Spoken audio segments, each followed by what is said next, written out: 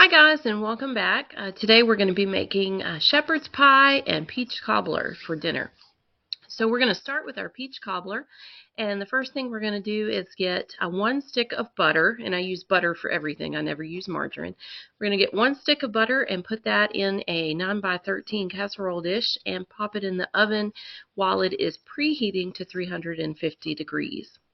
And then earlier I had taken 2 packs of peaches, 2 frozen bags of peaches, and I had put 1 cup of sugar on them. And then just kind of let them sit, and the juices will really come out of the peaches that way. So in another mixing bowl, we are going to start mixing together the ingredients for the bread portion of our cobbler. So we need 1 cup of milk, and I used 2% milk. You could also use whole milk if you prefer, but 2% is just what we keep on hand in general. Also, we're going to add to that 1 cup of granulated sugar and mix that in. And then we're also going to add to that 1 cup of self-rising flour. And then after we get the flour added, we are just going to mix all of that together with a whisk until everything is mixed together and there's no lumps left in it.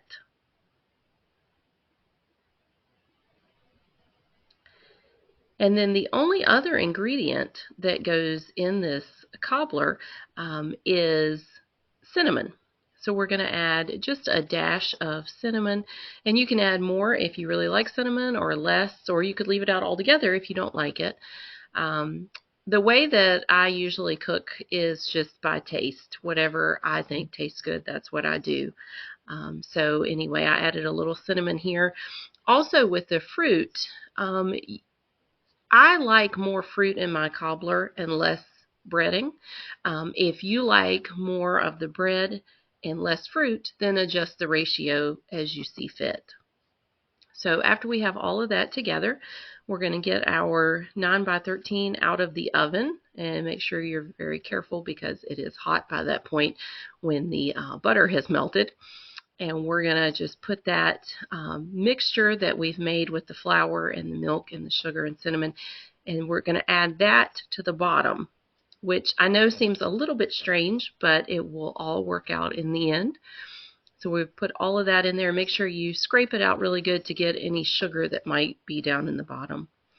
And then to the top of that, we will add our peaches. And when I add the peaches, I add all of the syrup and sugar and everything that's in the bowl with the peaches. I don't drain off anything. And I used frozen peaches. You could also use fresh peaches, which would actually just make it better.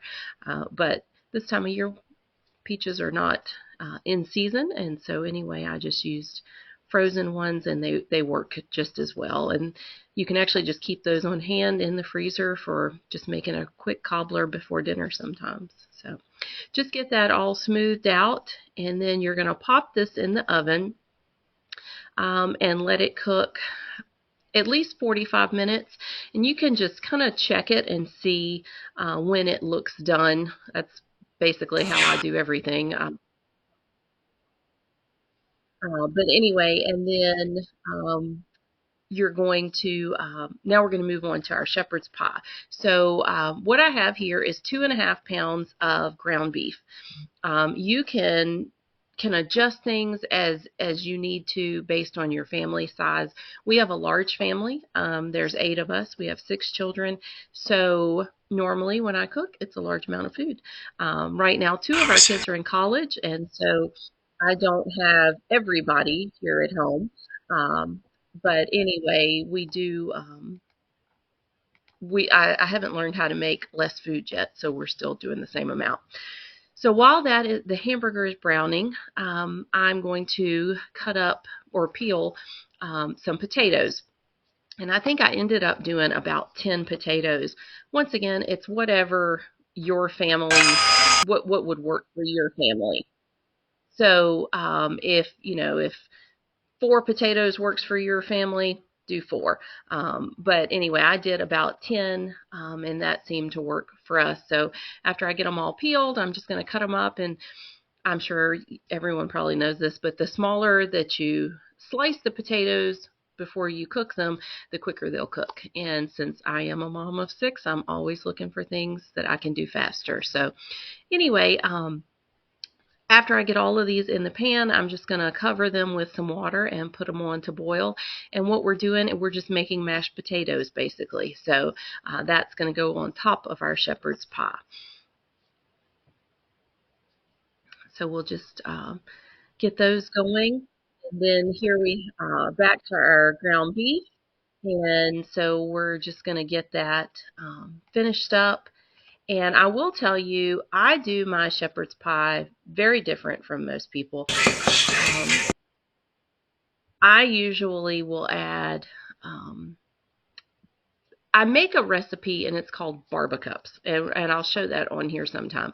But what I add to the ground beef to do that is the same thing I'm doing here. And so I add about a half a cup of brown sugar to this much ground beef.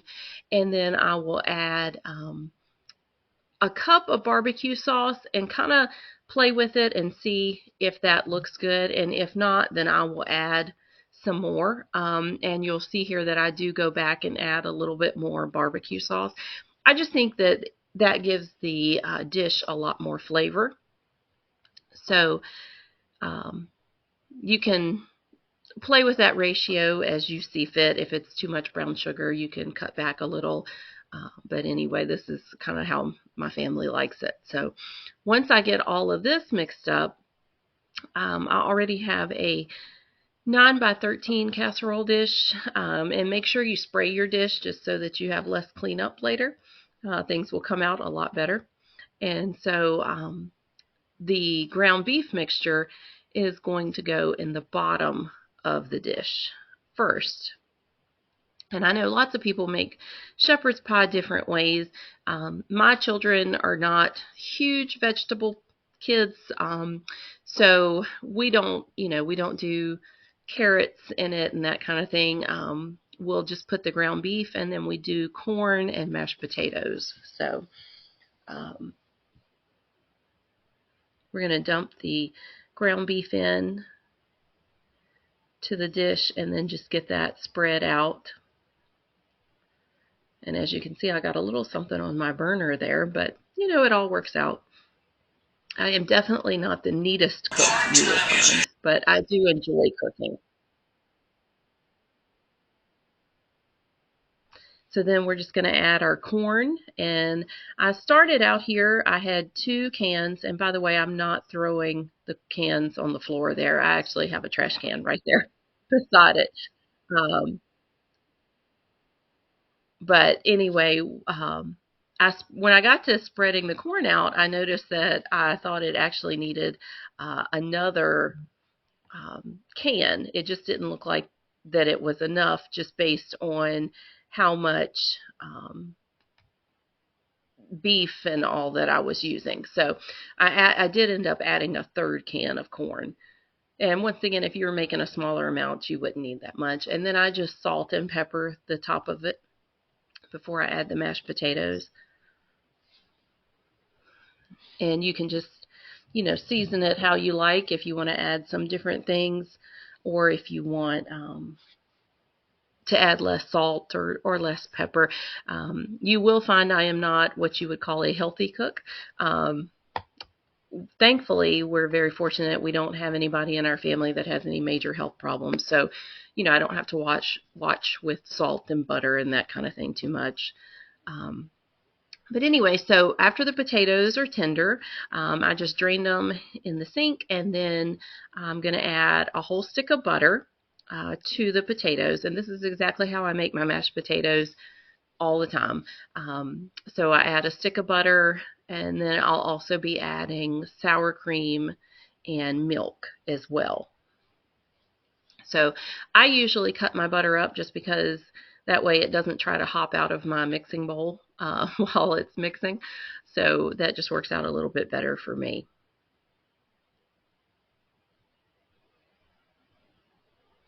But we're going to get that going. And then to that, after it's mixed a little bit, I will add the sour cream and the milk. For the sour cream, I usually just add, it's probably about a half a cup. I just take a spoon and get some out and put it in. You know, there is you can tell when you've put it in, but it's not like you taste the potatoes and you're like, oh, sour cream is in here. But it does, I think it does give it a little something extra. Makes them very creamy. So we've just kind of gotten used to it, and so now I just use it every time I make mashed potatoes. Then I add a little bit of the 2% milk just to make them a little extra creamy. If you had half and half or something like that on hand, you could use that as well. This is just always what I have on hand. And then after we add the milk, the only thing left to do would be to add some salt and pepper to the potatoes. And I usually add a good bit of salt and pepper to my mashed potatoes because to me, there's nothing worse than a bland potato. And so I like a good bit of salt and pepper in them. So you'll see I think I even go back in a second time here and add more salt at the end after I've mixed them a little more. And it's sort of a habit, I guess, that I have. But this meal is one of my kids' favorites, except for one. We have 6 children. 5 of them love this. One of them does not like his foods mixed together. So if he's home when I make this, then before I would put everything together, I would get out some meat and get out some corn and get out some potatoes. And that way he could have it in 3 separate piles. He likes everything that's in it. He just doesn't like it all together. So I was a picky eater growing up, so I understand that completely. And I guess that's why I try to cater to what my kids want to a certain degree. But they're only young once, so it's fun being able to spoil them sometimes. But the potatoes are pretty much done, so we're going to get that out, and then we're just going to use a spatula, and we're going to put the potatoes right on top of the corn and ground beef mixture. And then that's pretty much all there is to it. We are going to spread out the potatoes so that everything is even and covered. I will tell you, as you can see, my dish is pretty full. If your dish is fairly full when you finish this, what you may want to do is get a cookie sheet and set your pan on the cookie sheet and then put it in the oven. And that way, just in case anything kind of bubbles up, you don't want it spilling over in your oven and causing your smoke alarm to go off later. So anyway, that helps a little bit with it, I think. So once I have all of this together, I do end up putting mine on a cookie sheet and putting it in the oven. And everything in the dish is already cooked. The beef is cooked. The potatoes are cooked. The corn, I mean, it just basically needs to heat through. This is what the peach cobbler looks like when it comes out of the oven, and if you serve this warm with some vanilla ice cream on top, it tastes amazing. Thanks for watching. Have a great day.